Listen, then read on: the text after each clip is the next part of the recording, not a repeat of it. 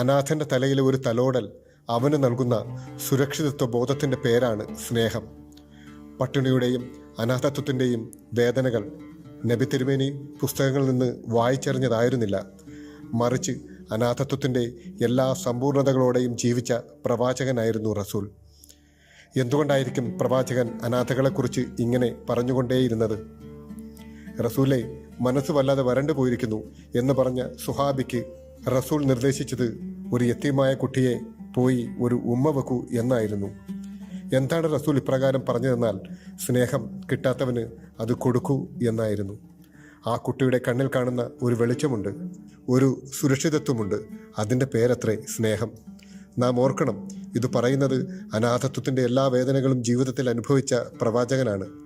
ആ സ്നേഹസാഗരത്തിലെ ഒരു കണികയെങ്കിലും പകർന്നു നൽകാനും ഈ പുണ്യമാസം അനുഗ്രഹമാക്കി തീർക്കാനും ഏവർക്കും കഴിയട്ടെ എന്ന് പരമകാരുണികനായ ദൈവത്തിൻ്റെ നാമത്തിൽ ആശംസിക്കുന്നു.